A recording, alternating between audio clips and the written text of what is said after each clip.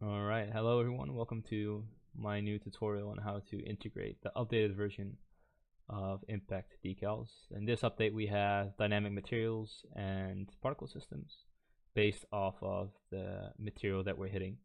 So I'm just going to show you really quickly how to integrate that. And in my case I'm using the first person character blueprint. What we need to do first is add my Impact decal component, which is called BPA decal hit. Then we need to find the blueprint function called impact decals. Attach that, and then we need these four variables: the location, which we can get from our line trace, then the impact normal, which again from the line trace, then goes for hit component, and then we need an actor forward vector.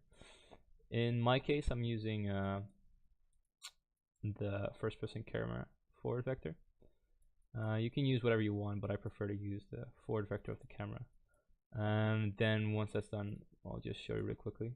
You can spawn different decals based off of the impact angle and on different materials itself. So different particle effects and different decals. So we have metal, wood, and rest materials. And I'll quickly show you what variables you can change within the decal system itself. So just double click to open it up. Then we're going to start off with the decal life, and then we can set that to 1 just to show you really quickly how long the decal will stay in game. Once it's completed, it'll destroy itself and it won't be rendered anymore. Just see what works for you. And then the other one is the decal min and max size. So we have min and max size, so we're changing between these two floats. So we're just going to change that to, let's say, about 5 really tiny decals and 10. As you can see, you get really tiny results. So just see what works for you and which convey the best looking decals for your game. I'm going to change that back to, let's say, 80. And then we have the skid and flat angle of the impact normal. So I'm just going to show you real quickly which ones the skid, flat, and chunks are. So we have our skid, it's really distinct, and then our chunks and our normal bullet holes. And these will be instance based on the angle. So if this one, if we change this angle to, let's say, 0.3 and this one up to, let's say, 0.9, that means we're going to get more chunks and less grazes and less flat ones. So a lot of chunks between the different angles. So if I get really up into the corner, then we can get a normal one. And as you can see, already we're spawning chunks, and only right here we're getting normal flat ones. So that just shows you what you can play around with. And then the next variable you want to take a look at is the particle systems itself. So you can change what particle systems you're spawning per material, and it's important that the naming convention of that particle material or that particle system matches the material that you're hitting. So if it's a wooden material, then give the name of your particle wood, and same goes for metal, same goes for rest. So we have explosion, sparks, and fire. Again, you can see that here: sparks, explosions, and fire on these rest materials. Oh, that's right.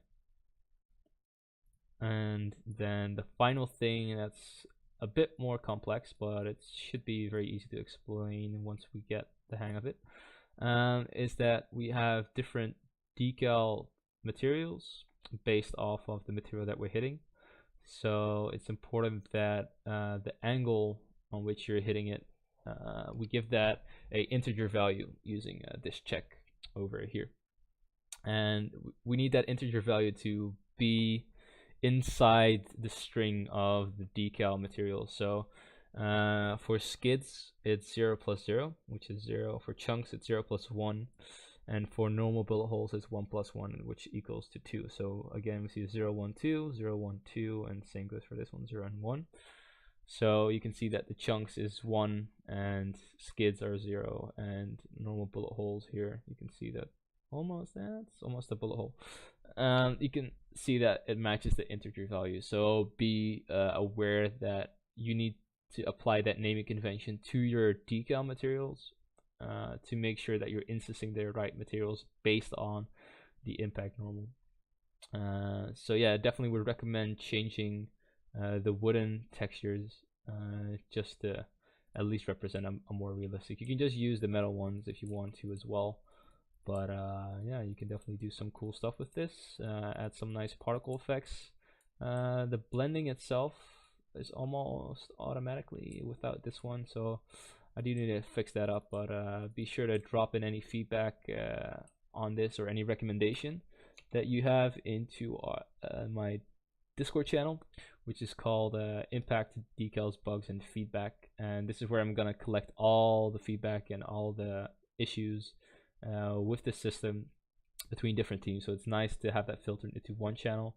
So please do me a big favor and just add in anything that you would like to see, or maybe need change to have it fit within your game inside this channel. Any updates that I'll be making making sure to post those into the Houdini channels inside your teams, just to make sure that you guys see it, and hopefully you guys can use that new impact decal system in your game and make some really cool stuff.